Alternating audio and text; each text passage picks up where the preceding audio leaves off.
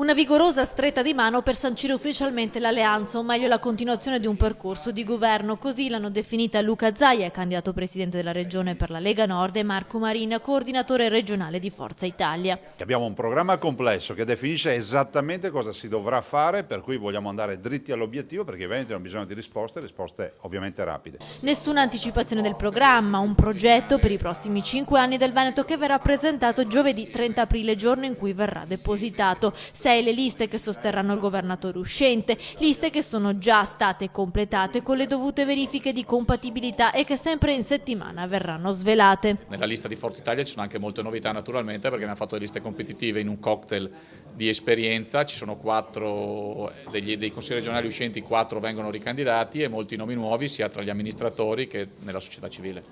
Il nome di Berlusconi non comparirà nel simbolo di Forza Italia, ma verrà in Veneto anche se non terrà comizi, ha spiegato Marin. I veneti hanno bisogno di concretezza, questo è lo spirito che animerà il programma, hanno detto entrambi, e intanto Zaia promette che continuerà il lavoro fatto per la sicurezza idraulica del territorio. Nei territori dell'alluvione sì, è sicuramente in grado di assorbire un flusso d'acqua al pari del 2010 e avere una tenuta, però è altrettanto vero che mancano ancora quei 2 miliardi di euro che abbiamo chiesto al governo già nel 2010 e che nonostante le nostre richieste e i documenti che abbiamo mandato tutt'oggi non ci sono. Voglio ricordare che comunque noi abbiamo realizzato 925 cantieri per l'alluvione e sono tutti visibili, quindi questo è il lavoro di 5 anni.